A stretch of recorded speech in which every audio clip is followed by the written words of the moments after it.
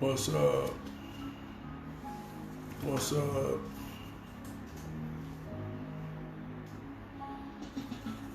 Talk to me.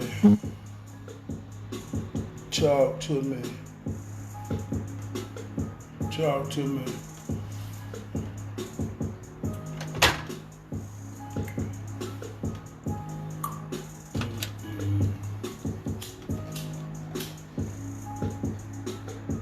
Talk some shit, baby.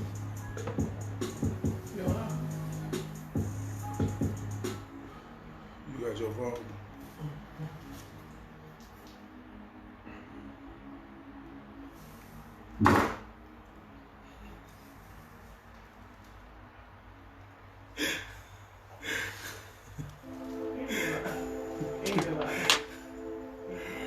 Oh Lord, what up, y'all? I'm just in here vibing, man. Little midday vibe. No words. Just instrumentals, man. I let my thoughts rap to the beat. You know what I'm talking about?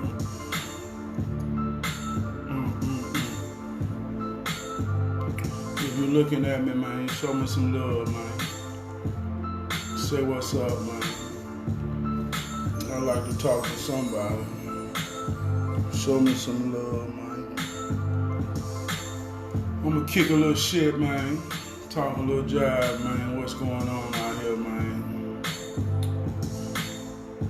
Tell a couple stories, man, on how I feel. A lot of people be calling me, want to know how I feel about this thing. I tell them one of my phrases I've been saying is, I feel the same way I felt last time it happened. You know what I mean? Ain't nothing changed. I said, do you remember what I said? You know? And what brought me there was the other day,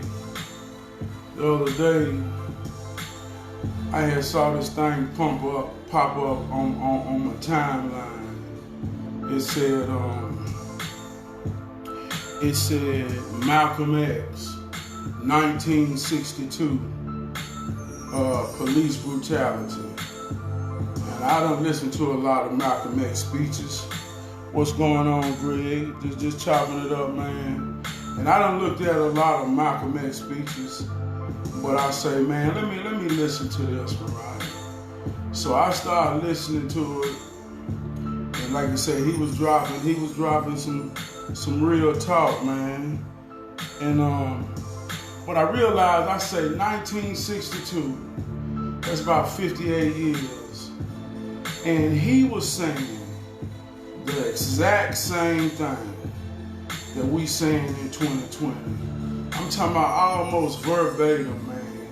Our intellectual leaders, our militant leaders, our religious leaders, everybody's saying the exact same thing from 58 years ago. So the thing that popped in my mind was, some things change while most things remain the same. And I got to thinking, I said, well, Trav, how you feel about that? And then I got to thinking to myself, I say, I don't feel no new way about it neither. I say, anything I can say right now is the same thing I said 4 years ago when the biggest protest in the center of it was in Charlotte. I said, all I can do is say the same shit. So I just got to chewing on it. So I said, well, let me go back. And I went on my own Facebook. I went back and I just started looking at my posters to see where my mind was 4 years ago. And I've been dropping these posters about classism. And here go the story behind why I was dropping them about classism. 4 years ago, my big brother Gary Crump called me. He said, Trav, hey man, we having a community and police conversation at a church off Newland Road. Newland Road right there off Beatties Ford, back up over there in that way. So he said, man, we're gonna have top police officials, officers. They want people to come from the community, and they want a dialect. And I was reluctant to go because, see, a lot of times, man, when I go talk in these type of meetings, and this is in real life, man, I can talk and I get passionate when I talk. And a lot of times when I go to these meetings and I start speaking from my sincere soul, I know I'm out of bounds in terms of the guidelines of the game. So I don't like that feeling of, feeling like, God darn, hey, ain't nobody here keeping it real but me. Now y'all gonna look at me like I'm crazy because I'm speaking from my soul. So I be reluctant to go because I just feel like it's all a game, right? But anyway, my big brother called me. He said, man, I need you to come, man, and activate. So I said, okay, I had just got off work. I stopped in, right? So we was in there, and it was McFadden, Sheriff McFadden. He hadn't got elected to be sheriff yet, but he was in there representing the police force, and he was supposed to be the mediator between the police in the community, and he was supposed to translate the emotions of the community in terms of how we truly feel, what our concerns are. And he was supposed to translate that to the police, and he was supposed to translate what the police felt from their position of protecting us and doing their job and how they felt. So I was in there soaking it up. And it was a church full, man. And he was talking about accountability. And he was slamming it on the black folk, He was talking about the most ignorant aspects of Charlotte's poverty communities that's mostly with blacks. And he was pouring it on, right?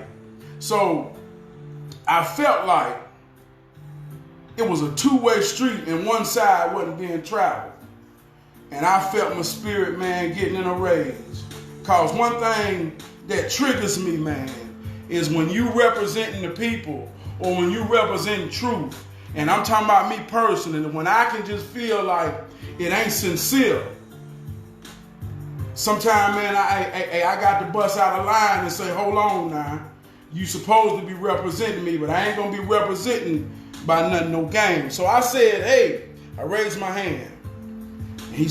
I stood up. And I said, I want to start off by asking a question, Mr. McFadden.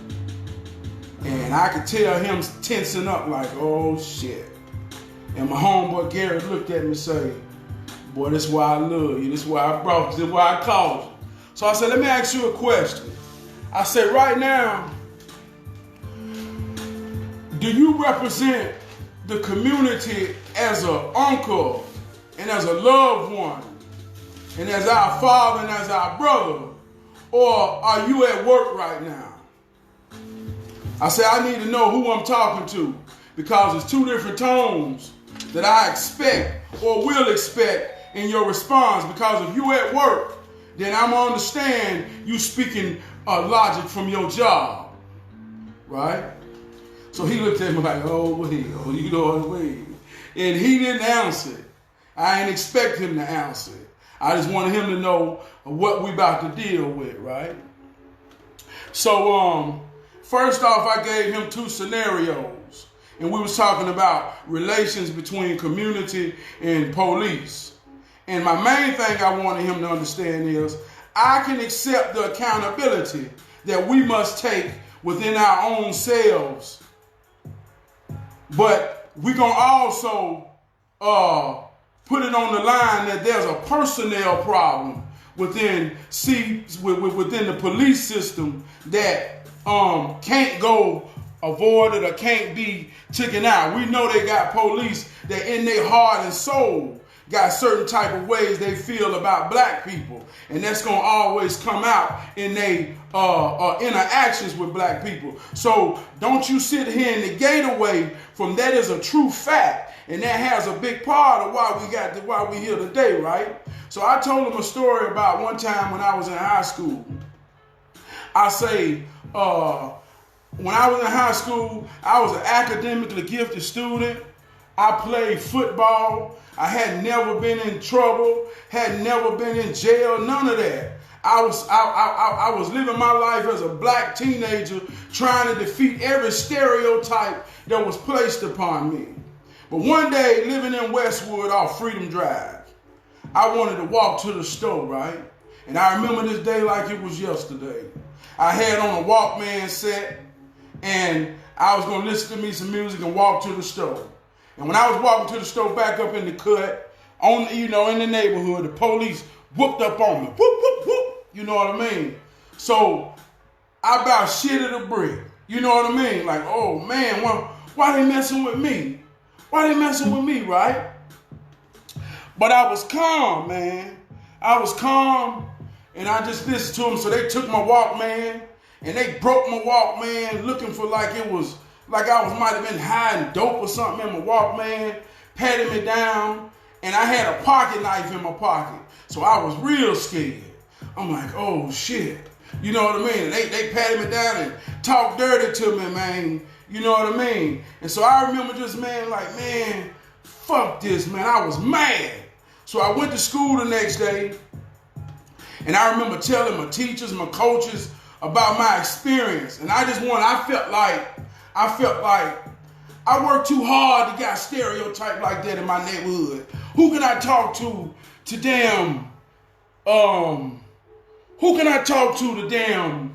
fucking make something happen? And my teachers and shit, they was pretty much like, hey man, ain't nobody say shit. But I used that story to tell them to say that I, as a black man who worked hard to go against every stereotype put on me, have been put in situations. And I would say this, the only thing that separates me from another black teenager who may say, man, fuck y'all motherfuckers. Fuck y'all motherfuckers. Don't y'all fuck with me. I ain't done a goddamn thing. The only thing that separates me from him is, like I said, I can say I had certain things in me, whether it be through sports, just be me and me. I knew how to handle myself, and I knew how to kind of contain my emotions, right? So, but at this very same time, if I didn't have that could have tainted my stance of fuck the police forever. But I had white coaches, I had white teachers that I knew kind of dealt with me in a respectful type way that gave me a balance to reason with. These was just some asshole ass white men. So when I'm saying this in this church, I'm talking to him and these white polices, and I'm saying this to let him know we're not gonna act like this ain't a problem, because everybody done dealt with it. I said, so let's deal with it for real. And then I gave him another situation for if he was at work or if he wasn't. I say, now, I was on a job. I say, in me, I think I'm a natural born leader. I think I always step in the place of injustice to kind of be like a hero. That's just who I am. I'm a starter type brother, right? So I was at work, and I remember one time the management was doing this guy wrong. They was trying to railroad him. They was trying to fire him. He had got sick, and they was using everything they could to kind of move him out the way and displace him. But everything they was doing was destroying this brother for real, man. So I stepped in, and I went to HR. I called the meeting, just me, just off. He's sitting over here crying to me, and this man was old enough to be my daddy, right? And I'm looking at him like, damn, man. His name was Jerome. I said, they fucking Jerome up, man. It broke my heart. So I went to the meeting, and I called the meeting. I said, look, man. I said, I don't know who calling these shots, but what y'all doing is wrong. I say, and it's affecting him. I said, y'all know y'all wrong. But see, I was already in a battle with management anyway. So it was like, I felt like a lot of what they was doing to us was, it was trying to break me. So I felt like I was obligated to fight for the men around me because they was getting ricochets of the system trying to break a confident young 20-year-old black man. So I just felt that I was compelled to fight for my brothers that was old enough to be my daddy, who can't articulate themselves enough to go fight for real. So I went in there and I laid it down. And I knew this gonna make me public enemy number one. But I can't sit here and watch this grown man get bullied every day by these motherfucking white folk, right? So I put myself on the line. And I'm saying all this in the church. And I told him that. So I say, now I ask you this. I understand y'all policemen. But how do I know either one of y'all is dedicated to righteousness enough to put your job on the line, put your well-being on the line, for the empathy of somebody that don't directly affect you? And they all looked at me like I was crazy, right? And I don't expect no answers. A lot of times I say stuff, I don't expect no answers. I just want to put the seed in you to think about it. But in that same truth and reality that I showed them in that church, I challenge that to anybody who got a job. Are you willing to risk it all for anything? And I'm not saying you right or wrong if you do or don't, but everybody ain't built to step in front of the bullet and say, if you're gonna be bad, man, let's rumble, man. Let's rumble. I know everybody ain't built for that, so I don't expect everybody to understand that. But I'm just telling them to establish in this church with these polices and McFadden who representing supposedly both sides. And then I said all them things. And I said that he didn't address none of it. He just kind of shoved me off to say, hey, brother. And the church was saying, hell yeah, all right. Hey, brother, just let me get through this. And he started talking about, after that, he stopped that accountability shit. And he started talking about a homicide and the process. He started trying to teach some real shit. So I felt like I served my purpose of being there, which bringing balance. And if we're going to have this conversation, then we're going to be real about what we're dealing with and not play this game. But all of that led into 4 years ago when I put the classism post. Because since those riots in Charlotte, we got a black sheriff, which is McFadden. We got a black police chief. We got a black mayor. We got a black district attorney. We got a black school superintendent. We got a black person over goddamn the busing system. We got all of this shit because 4 years ago, see, Charlotte, North Carolina was the center of all United States race relations. Just like Missouri is now. I think that's where it's at, but we got all of it was here. So 4 years later, they got to show the world how they working on these relations. So 4 years later, they say, look, y'all, we're not as bad as y'all thought. Look at Charlotte, North Carolina. They are represented by all black people, not minorities. They got all niggas in every position of power, in decision maker that controls the civil lives of residents in Charlotte, right? So they use that to say, okay, we're going to set them at the table. Now, like I said before, for 58 years, we've been saying the same thing. For 58 years, we've been saying the same thing. We've been wanting the same thing. I talked to my grandma the other night. She said, I ain't never saw nothing like this in my life. And she was alive in 1962. So that made me think. I say, dang, if she lived what we talking about was pain, how can she not, how can this, what she watching now, be greater than then, right? So I say, they got a game, man. And the game is always being played on your mind. So a lot of times when I be thinking stuff, like I said, I don't expect you to answer me. I don't even expect you to feel me. What I expect is you to take anything I put on this here Facebook, to just read it, chew on it, and let it lead you to your truth. You understand what I'm saying? But anyway, so you look at classism. You look at classism over 58 years. See, now we can live where we want to live. We can chase the American dream.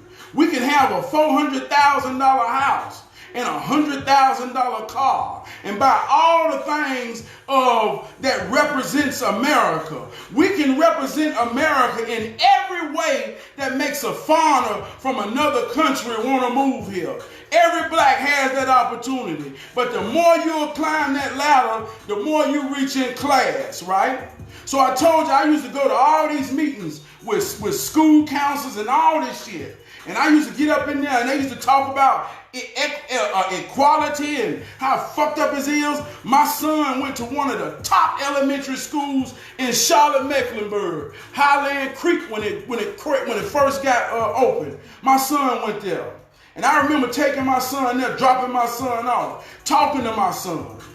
And the teacher called me and say, something ain't right with your son. He won't listen. And I go pick him up and I said, man, what the hell wrong with you? And he can't tell me, but I know my son ain't crazy enough to defy me because we're talking. So I tried to call a meeting, and they had a black principal. I called a meeting with him. He kept on, you'd have thought he was the president of the goddamn United States. He went through every chain he could to evade just having a conversation with a father of a student that go to his school, right? So I realized that then. I say, man, we got to deal with this thing because he got a young white teacher. And I say, I ain't saying what she is or what she ain't, but I know what my son is. And I know if you ain't going to put the effort to understand him and everybody like him, then there's going to always be a discrepancy.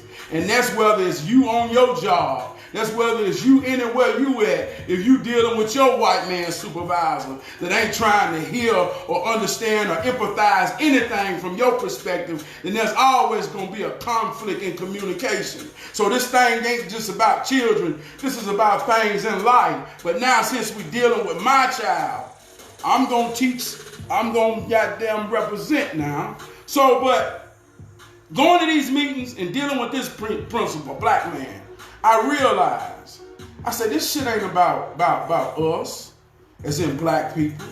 This is about classism. And this is how America uses classism as her makeup to cover her bumpy ass skin that's plagued with racism and prejudice. You see what I'm saying? So they'll say, okay, we'll let a couple of blacks get high. Therefore, you can't say it's racism systematic because if we racist, why would we give a black man the power if we racist? And I can speak this perspective because I've had the power. I've been a supervisor. I've been top ranked management, right? So I understand what this power is they're giving you, right?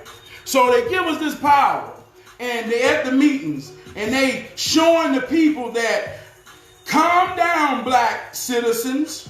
We have your representation in the highest form at these tables. So when we talk about justice and equality in education, when we talk about justice and equality in policing, when we talk about justice and equality in the judicial system, when we talk about justice and equality and how money is dispersed, they showing Charlotte right now through the conglomerate of how they work in this thing that everybody in top position is black to say that we have your best interest sitting at the table.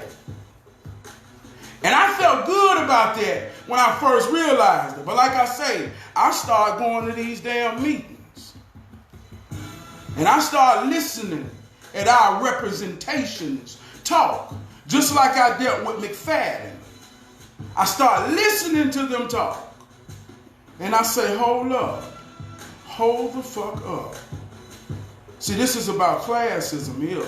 See, because when the conversation came up about little Ray Ray and Boom Shika, who stay off LaSalle, who they busting out the Bang Elementary over there off Park Road. You see what I'm saying? See, the conversation switched from representation of black and goddamn poor class people in equality. See, the conversation came and the logic became that, hell yeah, me and you stay in the same neighborhood. And I ain't trying to have Boone Shika and Lil Ray Ray going to school with my goddamn kids neither. So that's when these representations, they ain't black no more. Now they identify with the tax bracket and the classism they got. You see what I'm saying? They're identifying with the classism they got now. So now when they identify with the classism, see, this system kind of does an illusion to say, see, now we got them. And they can't use racism, because why would I be racist and allow my best friend to be black? I'm allowing a black man to lead my company. What more do you ask for me as a white man? How can you call me racist? But see, they done changed the mind of that brother, man, or that sister. See, now it's about the American dream. It's about the cars, the status, the house.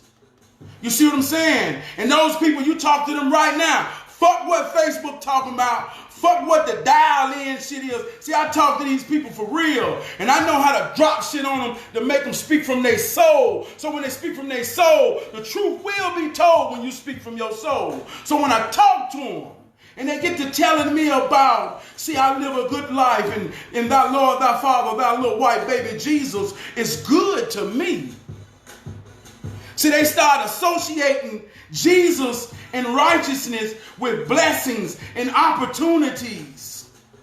So they started to say, hey man, I got this job, and I got this big old house, and I got this nice big old cars because I live my life right, and Jesus is good to me. So when they get to these meetings and they so grateful, and then they start to put the black people who fucked up in life, regardless of how much they believe. See, the conversation becomes, all they need is a little bit more Jesus in their life like me. And they got to be accountable for not having a little bit more Jesus in their life. And that's when all the reality, all the real deal shit get wiped out that room. And ain't nobody talking about the real fucking problems. See, it's all a game, man. You see what I'm saying? And I said all this shit 4 years ago. So ain't nothing changed. Ain't nothing changed. The game don't change. The players do. And if you think I'm wrong, you tell me why. Malcolm X saying the same exact shit 58 years ago. That every black man get on this internet and on this TV and say today with conviction from their soul like they think it's some new shit. It's all a game, man.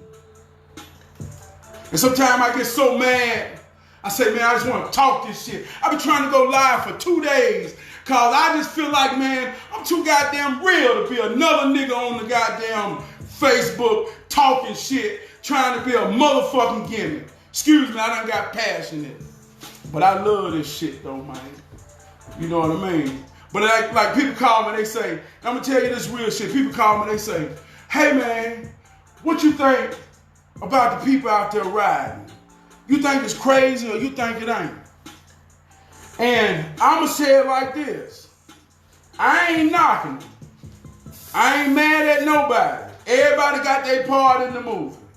I say, but I can tell you like this. I use the analogy of an anchor.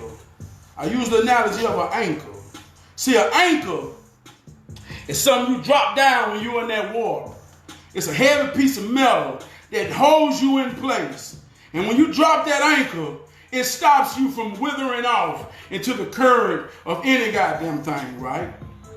You know, so you drop your anchor when you want to be stationary, right?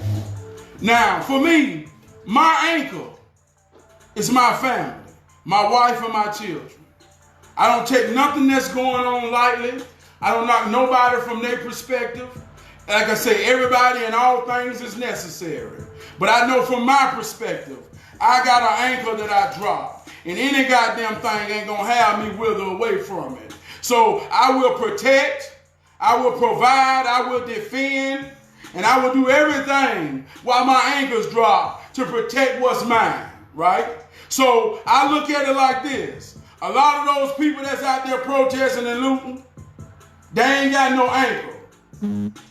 A lot of them people, and this ain't knocking them, but a lot of them people are the same people that was a month ago when coronavirus was at its severest moment and we on lockdown. You see them at bike rallies, cookouts, doing any goddamn thing because they ain't have no anchor then to get real with anything.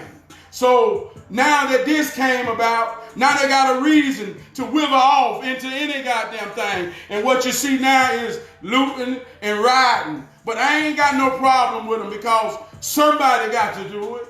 Somebody got to play their part in the movie. But I know what my part in the movie is. It's about cultivating my family to be a bigger part of the solution. You understand what I'm saying? Because because let me tell you something, man. That's why I say, man, you want to talk about, like I say, I can play the God game, but like when you talk about the God, you want to know what God, I say it's mother, father, child. You see what I'm saying? When you got that and understand that, you got God, and I don't care who you is and how old you is. You is a mother, you a father, or you a child. Ain't no escaping the key to life, right? So when you understand that, you know, that's your position. So in that position, I will be a father. You see what I'm saying? And in all I know the solution to be, I will cultivate my children to hopefully one day be at the seating table of change and motherfucking stand on their guns because their daddy taught them what real is. So if I got to say what I'm doing, goddamn, hey, man, I'm being a father with all my might, man, to get this world something that it needs, that I can't give it in my full essence right now. I want them to be better than me. You understand what I'm saying? So that's my part in the movie. But if somebody else's part in the movie is to go out there and tear shit up and burn shit, because that's what the movie needs, then, hey, brother, you know, and I always tell, you know, I hear a lot of black people talk that crazy shit. Man, we got to fight. Man, we got to do this. Man, you got to be ready to die. And like I say, I ain't knocking you if that's how you feel. But if you're going to be real and you want to tell me you're ready to die and you got to do this, then motherfucker, be like the Muslims. Be real as it get. Put on a goddamn backpack back and go run your motherfucking ass and then blow all the goddamn white folk up. If you ain't talking about it like that, then nigga stop talking in your goddamn ideas trying to encourage a motherfucker to do something that you ain't built to do. You understand what I'm saying, man? So I look at things, man, and I talked to my grandma the other night. This is real talk, man. I called my grandma the other night. It felt so good. I talked to her 2 nights in a row, right? And my grandma said, Grandma, she said, Trav, I think they get old Trump out of there. It's going to get better, right? And my grandma about 88, 89, one of them, might be 87. But she said, it's going to get better when we get Trump out of there. And I ain't about to have no political conversation with my grandmama about Trump, because I already know, and this is how people got to understand, I already know anything my grandma get ready to say, it ain't nothing but rhetoric from what she done heard somebody say or talk around her. Ain't nothing in this conversation finna be goddamn real. So I told my grandmama, this is how I had the conversation with her. I said, Grandmama, you know how when you used to watch them stories back in the day? She said, yeah. She said, yeah, them stories used to be good too. I said, well, you know how they had a character that made the story good. I said, y'all thought somebody was going to kill him and he ain't never died, but as long as he was in the story stayed good. She said, yeah. I said, well, that's what Trump is, Grandmama. I said, he in the story and he making this thing good. I say from you sitting at home watching TV, looking at the world going crazy, safe as you can be, can't you look at that TV and say, this story crazy? She said, you right. I said, Grandma, he gonna play his part till he get through. And then they gonna put somebody else in the story. But the story is already wrote. They just acting it out, Grandma. She said, Crab, you right. She can't say T. She can't say T's, so she called me Crab. She said, Crab, you right. Crab, you right. I said, you know, and like I said, I just talked to my grandma that way, man. But, you know, back to like I said, man, It's about classism, man. It's about classism. That's what it's about. Like you say, the white folk already showing you a black man can go to college and be a doctor and live beside any rich white man he want to live in. And America saying, we gave y'all that way. Dr. Martin Luther King died for that. What more do y'all want? And because you got niggas that do that, and they'll argue you up and down right now, racism ain't real. Black people just need to get off their ass and do this and do that. You got some black people that'll stand in the pocket, man, and fight this shit. Like a lot of people talk about that girl Candace Owens. She be saying that same type of shit. But like I say, that's part of the reason why they can pull an illusion. And we've been saying the same shit for 58 years because they can let some brothers and sisters at the table. But once they reach that American ladder of high class, they start to associate with their class more than they do the race and the struggle. You know what I mean? And black people, we got to realize that no matter what you say, no matter what you do, you can't never make a white man love you in his heart. You understand what I'm saying, man? See, we suffer on every level because we look for love in all the wrong places, whether it be in religion, whether it be in relationships. You know, that's how all this shit got us messed up, man. We constantly looking for love in all the wrong places. We are the away team, and the referees are against us. And everybody don't want to see us damn win. The whole crowd is fighting against us. And we got players on our team that goddamn can't understand this. So they keep on getting emotional on the court. And we keep telling him in the huddle, man, stop getting emotional, nigga. They want to get you ejected so they can really beat our ass. So we got to call our huddles and we got to tell each other, listen, man, goddamn, we can't expect for the refs to give us no call. We can't expect for the crowd to cheer for us. Motherfucker, the game is against us, man. But goddamn, bro, we gonna win this shit, man. Now hold your shit together and stop being crazy, because the second they get you ejected, they getting ready to goddamn, man, hey, look, they got us, bro. They know what it takes to get us. And everybody in every position, you got to play this shit to win. So I say we look for love in all the wrong places. I went up against that racist system at the job. I was that young black bullhead ass nigga who come in here every day and they trying to figure out one thing about me. Who the fuck this nigga think he is? And everybody around me that know me told me, man, you need to be humble. And so the way I translated them telling me, a young black man who ain't done a damn thing wrong to nobody, who come in here happy as hell, who got his mind made up that I'm going to be the greatest motherfucker ever worked here, who with that mentality, and all these people telling me, man, you need to be humble. What they was telling me is, public enemy number one is a confident black man, and I don't want to see you get broke, young man, so you need to act like you goddamn a nigga so these crackers won't fuck with you. And I said, man, fuck being humble. I don't know nothing else but to be me. My granddaddy told me he always was the best. And he told me don't never not try. That's what my daddy told me. So I come in that motherfucker and all I did was work like a natural man. And everything at me was meant to break me. And I fought through that motherfucker shit. And I showed them same old black men who told me to be humble. Goddamn it, I don't expect you to be me. Goddamn, hey, I've been a superstar my whole motherfucking life. Glad to meet you if you ain't never met one before. You understand what I'm saying, man? So in that, man, play your position, man. Play your position. Know your position. The game ain't for us. And in that same shit, I worked with a KKK anti-government motherfucker that everybody knew he hated black folk. And guess why they put me with him? Guess why they put me with them? Guess why they put me with them?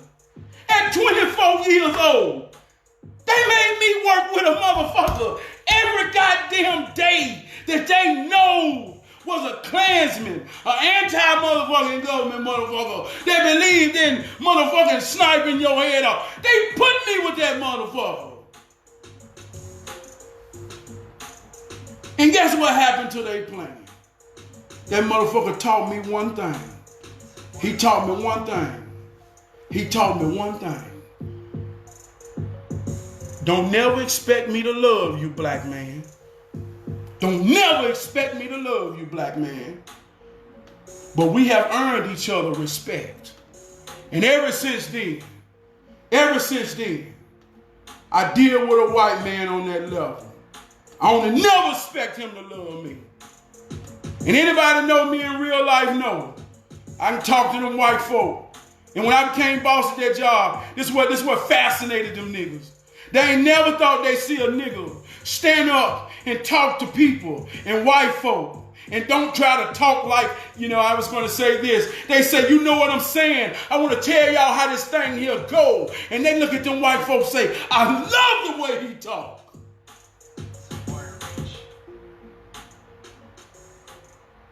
So it's a lot of people, man, that fight this fight from different perspectives. But if you ain't never been a confident black man in the presence of white people to make them feel a little bit fucked up, and you probably ain't never really felt racism or even ever been tried to be goddamn broke. So I understand that. But everybody got their position, man. But you got to realize your position and shit. If you ain't got no anchor, then you probably out there fighting and goddamn ready to rage. But if you got a family and some kids, then all this shit real. But you got to throw your anchor down and know what's real, man, and protect and fight from what's real, man. You feel what I'm saying? That's real shit, man. But yeah, man, I'm just, goddamn it, I get real with this shit, man. And like I say, man, somebody come in, man, and show me some love. If you want to come in, man, and kick it with me or ask me some questions about how I feel, like I say, I can talk about how I feel about any particular subject, but, hey, man, if you want to come in and show me some love, man, say something to me, man. You know what I mean? Ms. McClure, I'm just on here talking, man, about everything that's going on, man, classism. You have to catch it on the replay. I can't even go back. I done gave too much. But if you want to ask me a question to keep me going, feel free to ask a question. It's all love, man. If you want to come in and talk some shit, come on in and say your shit, man. We can build. You know what I mean? Like I say, and it's real talk, man. Anybody that know me in real, this was my homeboy told me. He say, anybody know you already know the shit, know the real deal. I said, what you mean? He said, ain't a motherfucker I can turn on TV or the internet and hear raw and they gonna give you, so you ain't gotta say shit. The motherfuckers that know you already know. That shit melted my damn heart, man. You know what I mean? But it's real though, man. This shit too real for real, man. I was talking to my cousin. She said, yeah, man. Now Corona gonna make everybody fight for real. You better get real. I say, if you wasn't real before Corona happened, then like I say, you probably goddamn fucked all the way up now. You know what I mean? Real talk. Real talk, man. You know what I mean? Real talk. But yeah, what's up, man? QC Black. Hey, man. Hey, look, let me ask you this, QC Black. Hey, man, I'm telling you, when I was in junior high, man, I don't know if you remember that white boy Johnny D, but me, you, and him, man, I'll never forget our friendship we had, man.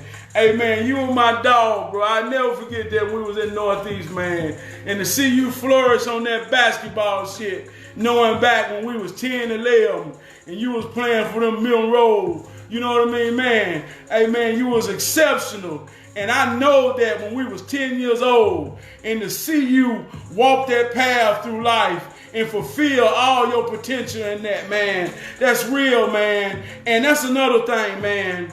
You know, I always say this, man. I've been me since my birthday.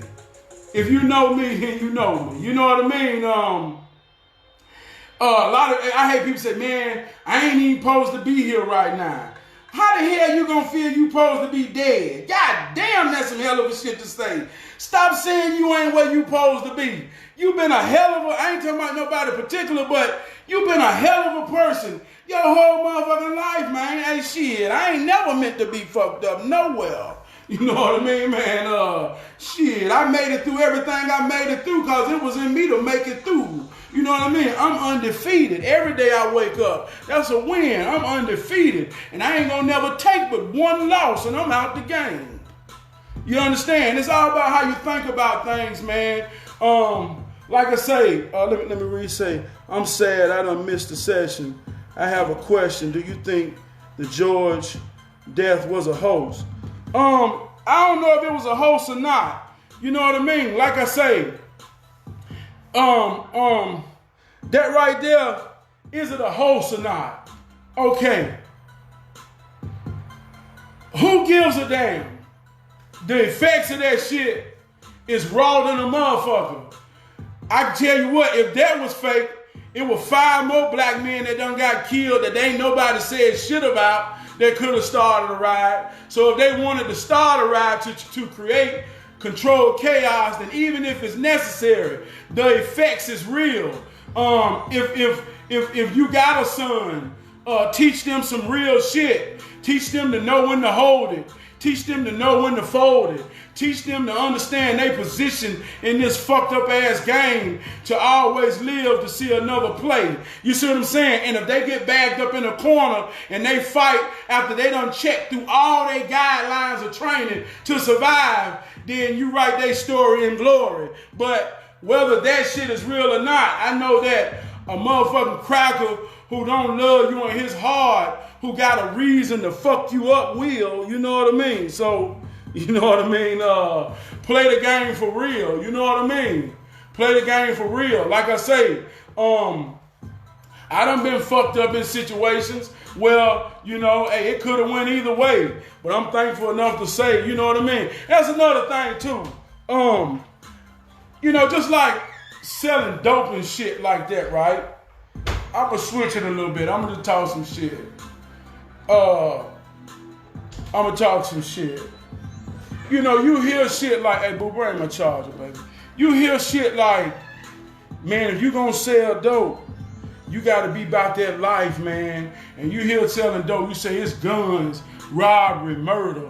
And I've always known people that sold drugs that I felt like wasn't about that motherfucking life. And when I say wasn't about that life, I mean in 2 different aspects. I watch some people come from true ignorance or true absence of love. So they sense of survival is cultivated in destruction. So I see them niggas selling dope and fucking up shit cause they ain't never saw nothing opposite of. They are a product of fucking bred ignorance, right? And I say, damn, look at that motherfucker. He goddamn crazy as hell. And he'll kill a motherfucker. He don't give a fuck about no woman. He a treacherous motherfucker. But he been cultivated that way. So then I see a brother who was raised in Hidden Valley with me, who had a mama and a daddy, who ain't never had to worry about shit. And even though I don't know his story, I know that his reason for selling drugs is cause this nigga just want to be fly as hell type shit.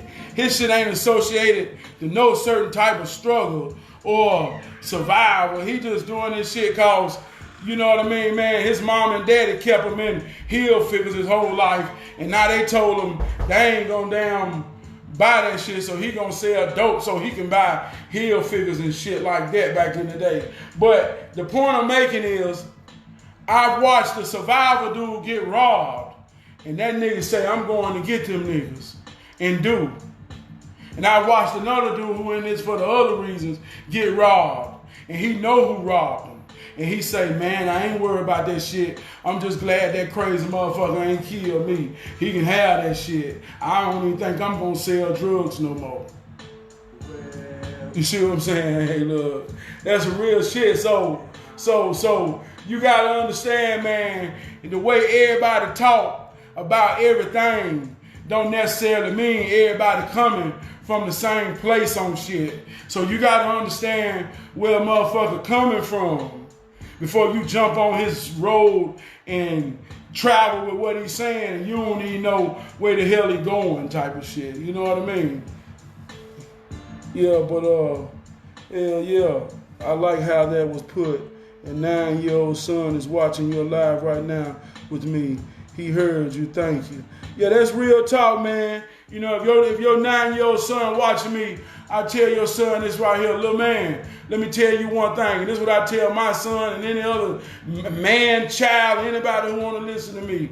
Believe in yourself. Your life is a movie. You the main character.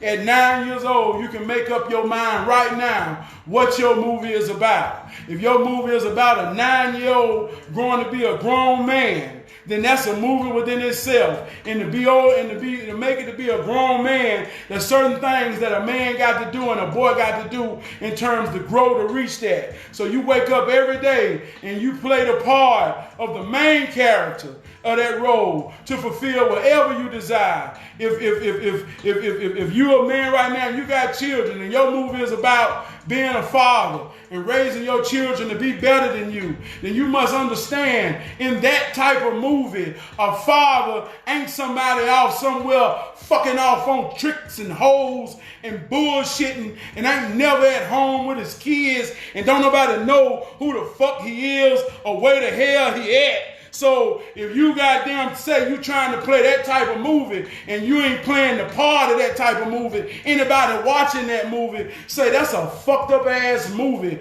and that nigga ain't shit who playing that role. So know your role and know your position and you play that thing with all your might, young man. You play that thing with all your might and you play it every day. I'm a hero. Every day I wake up. Hey look, for the last 13 years of my 15 years of my whole entire life, that's 365 times 15. I think that's about 6,000 days. And anybody know me can tell you I ain't lying. I wore this logo or another logo on my chest every single day. Not one day has passed in 15 years. Now that might sound crazy, but I made up my mind 15 years ago. I'm a goddamn superhero. And every day I rise, I'm going to save something. I told you, I've been me since my birthday. I'm a goddamn superstar. Anybody that know me know I ain't lying. You was in high school with me, I put my football shit up there. I say I'm going to do this music. I done showed I'm a motherfucking superstar.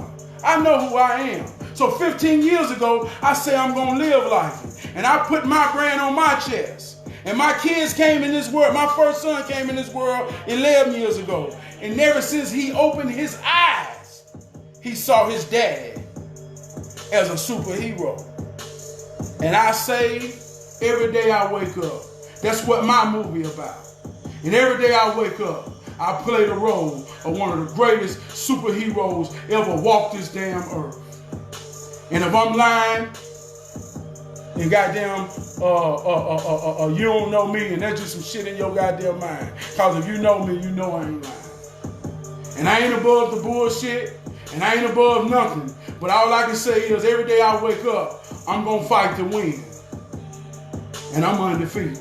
So, you know, and it ain't about me telling you how to walk. That's why some people tell me, they say, man, I feel like you should have been a preacher. I say, it ain't about me standing before no brother telling him I know the way or I got the way.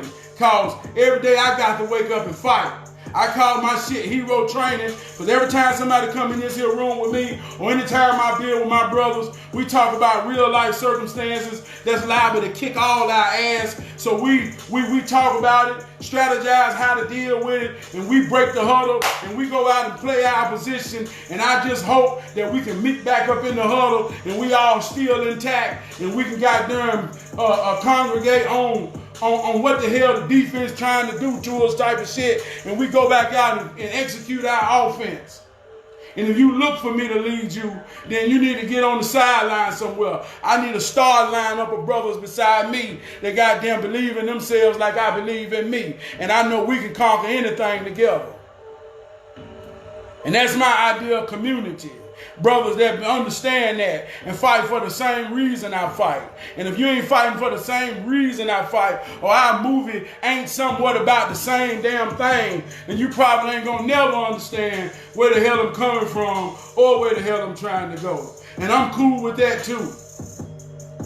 But you just probably ain't gonna have no motherfucking role in my movie. You understand? I tell somebody when I love them, I say when the camera roll, when the credits roll, your name will be bold. See what I'm talking about, Kid C Black? Like I say, when the credits roll, your name will be bold. Our friendship, for whatever that was, way back in junior high, that got a spot in the memory bank of my life. When the credits roll, your name will be bold. And I just believe that my movie is real enough that anytime I intertwine or make a guest appearance in somebody else's movie, for whatever reason, I just believe I'm impactful enough that when they credits roll, my name will be bold. And if we all can live like that, with each other, for each other, those that don't understand that, from the outside looking in, the only response they could have is, God sure is good to them. They are blessed. So, write your movie in your imagination. See yourself in every way you can to make it real. And then you play that motherfucking role, you play that role and you do what you got to do to get the way the hell you got to be. You see what I'm saying? That's what it's about, man. You know what I'm talking about? This shit real to me. This shit real to me now. You know what I mean? But yeah. Hell yeah. Anybody want to come in and talk some shit? Give me another question if you can, man. I love y'all for watching, man. You know what I mean? I ain't said too much of nothing. You know what I mean? But yeah, man, you know, them folks out there fighting that fight. Fight your fight. I ain't got nothing to say about you. I ain't got nothing to say against you. You know, that ain't my place. But, you know, if it's necessary, hey, play that part like hell. You know what I mean? If it's necessary, play that part like hell. You know what I mean? I got in a heated conversation yesterday. I messed around and said something about Farrakhan to somebody and it triggered some shit. I said, oh shit, right? And he said, man, that man done the real shit. And like I told you, since 1962, Malcolm X been saying, if the white man fuck with you, shoot his motherfucking ass. We ain't gonna turn no cheek, and we gonna fuck a motherfucking white man up. But for 58 years, ain't no history or nowhere in the Nation of Islam and no other motherfucker talking that shit where they fuck one white man up. So, learn how to eat the meat and spit out the bones. Don't never let a motherfucker tell you to do something they ain't done. You know what I mean? And that's on every level of life. You know what I mean? Use your own mind, pave your own path, play the main character in your own movie. And anybody who ain't about what your movie about, then you get the hell away from them. You call cut.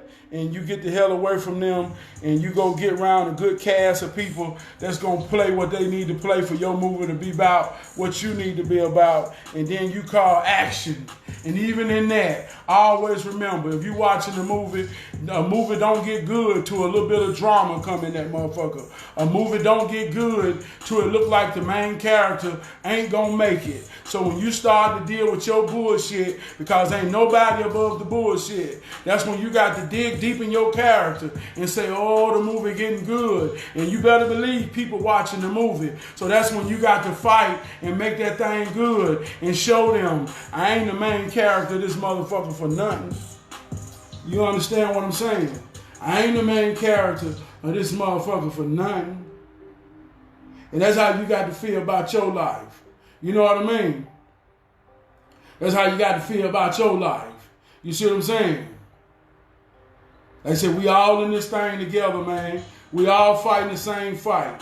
Like I say, I'm a husband and I'm a daddy. You know, it's certain things as a husband that my wife gonna expect from me, because it's certain things that a woman needs, and it's certain things that as her husband that I am designed to give her.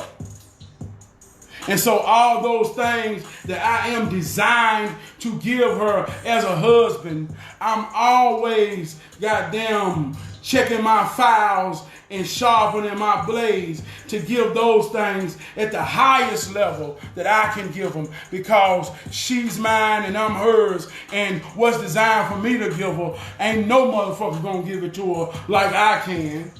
That's just the benefit of being mine. You understand what I'm saying? So in every aspect of your life, you understand your position and you play that motherfucker and give it your all. Because in reality, I talk about vampires. I don't know if y'all ever watch my vampire videos, but in reality, I do social studies, and I can be at work, I can be anywhere, and I can look at a woman in her eyes and in her soul, and I can tell when she's withering from drought, because her soul ain't getting what it needs. And sometimes just as a manly man, in the vibration of my voice, I can say, hey, how you doing? I see you got a haircut. And that thing vibrate so hard in her soul, because her soul is yearning for a drip of goddamn male affirmation, that it opens up to say, God almighty, that felt good. But because I am who I am, I never take advantage of that vulnerability that I understand. But it shows me, God almighty, what if I wasn't me? It's a brother somewhere that don't know his whole tree can get chopped down because he ain't told his goddamn wife she beautiful and her hair look good in so goddamn long. That's how real it could get. I talk to brothers every day, all day, who go out and give their all, man, all their intentions to provide, protect. You see what I'm saying? And all he want is a motherfucker to just appreciate it. See, a manhood, so let me tell you something about manhood, right? Manhood is rooted in being a servant. You see what I'm saying? It's rooted in being a servant. I got a wife and I got children. Every day I rise, just like the sun outside. My whole purpose is to serve nature, my family, with the sources and resources and energy that it needs to strive, grow, right?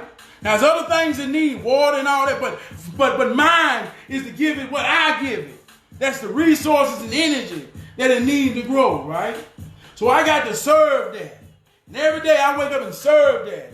And the only thing make me feel good about being a servant, because, you know, at the end of my day, if I'm serving right, the shine gonna be in them. A motherfucker gonna know what type of husband and father I am by the glow in my family.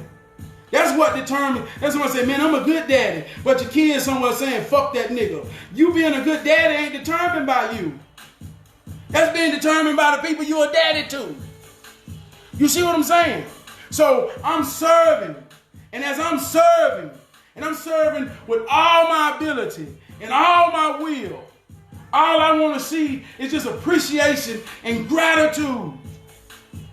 But you got some men who out here going hard as they can. And they woman so fucked up with a mentality they done got tied in with these white folk that goddamn, hey man, they make him feel like you ain't shit, nigga. And that nigga go out here, man, and damn near fuck his whole shit up. Cause he don't feel appreciated. And he don't even know how to express that. And it ain't about her being wrong or her being right. It's about two people on a team that don't understand the level of their position and how they got to play this thing to win. So the family get fucked up. Now the kids fucked up and everybody fucked up and they out there looting and goddamn riding. Cause they ain't got no motherfucking ankle to hold them down. And when you ain't got no ankle, you liable to wither off into any goddamn thing. See how that work, man? See how that work, man? You see how that work? Then people say, man, well, I just hope that change is gonna come. Well, before this happened, so let me show you how the program changed, and then we forget how different programs work to each other. Before this happened, they say, man, they gonna open up Atlanta. And then people say, man, they better not go out there in Atlanta. That's gonna be crazy. They trying to kill niggas. You better not go out there in Atlanta. That's gonna be crazy. They gonna kill niggas. Then 2 weeks later, they show a nigga get killed on TV. And now don't nobody give a fuck about Corona. And everybody out in the streets by the hundreds. And then they spray goddamn tear gas. And they got everybody goddamn coughing on each other. Now I don't know and get into all the Corona, but if the motherfucking shit is real, damn, that's calculated mathematics with controlled chaos. But even before that kicked off, you had the people who was logically, morally sound talking about how fucked up this gay shit is. And now we ain't worried about gay shit. We ain't worried about morality. We ain't worried about none of that shit. We all focusing on a new generation that's fearless. And we got to let them fight to bring change. You got white, you got black. Well, if they overthrow the government and all this change come about, now you got a whole ruling society where, goddamn, there's no moral compass. And when there's no moral compass, love and hate must always exist. One cannot exist without the other. So even though if we change black hate, there will be a new hate. Now, goddamn, a nigga gonna get his neck broke cause a big faggot ass motherfucker gonna pull him over and he gonna show you don't respect homosexuality and he gonna kill your motherfucking ass cause you make him feel some type of way about being gay. So a black man that ain't gay still gonna be public enemy number one. Now it's just gonna be goddamn, there's equality when you gay and goddamn black. But a regular black man, even if they overthrow that shit, all that gay shit gonna come back to the forefront. I was looking at the shit today. All of that shit being funded by all of that motherfucking Black Lives Matter shit. All that shit is with the same shit. So we get to spewing rhetoric from all different sides. And don't nobody know what the hell is really going on and what the fuck we're talking about. And everybody just talking and saying the same shit we've been saying for 58 goddamn years. The ones that know it all know we don't know nothing at all. All we know is how the game works. And you better know your position and you better play that motherfucker to win. I love you. I love you. I'm finna go. I want to go, but goddamn, I feel good. You got something to say, say that shit, man. Talk to me, man. Come on up in here. I can't talk and read. My eyes ain't good. Goddamn, man, I ain't putting on no glass. If you want to say something, come on in here, let's talk, man. Come on in here, let's talk.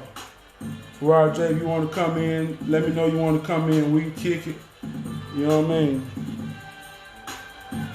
You know what I mean? We can kick it, you know what I mean? And like I say though, I ain't mad at the LGBTQ. I ain't mad at nobody out there protesting. I ain't mad at none of that shit. All that shit necessary. All that shit necessary, man. I just know that ain't my part. I don't play that part in the movie. You know what I mean? Like I say, I go down to the city council meeting and I rock that motherfucker harder than any motherfucking black man I know that can represent my people from the heart. And I might not be that famous on Facebook, and motherfucker might not think that, but hey, in my real life, I ain't never been too many places where a motherfucker gonna be real or might be real ass, but I ain't never met a motherfucking living soul yet who was realer about what's real to me. You know what I'm talking about? About what's real to me, you know what I mean? About what's goddamn real to me. My wife told me, I said, man, I feel like everybody on that motherfucker be listening to me in my house. She said, because you won't make no gimmick, you won't create no character, you won't make no gimmick. I said, baby, fuck that, this ain't no gimmick to me. I don't give a fuck about fame and all that shit, you know what I mean, man? I don't give a fuck, man. I think I got cursed with caring, man. That's a hard burden to just care, you know, on the record, you know, I don't believe in none of that religious shit, but I understand the story. The story is about some real shit. But like you said, that caring is the Christ spirit. That's the unconditional spirit of caring in Christ. When you love unconditionally, that's a sad condition to have in your soul, man, because you always see suffering, and you always see the wiring diagram that creates suffering. And if you just want and think in your heart and soul that you can just save somebody, but that's a hard ass fucking life to live, man, because in caring, man, you will be crucified, man, so many ways, man. And so the only way to get through this thing is somewhat to not give a fuck. You know what I mean? But I love y'all, man. Hold me down.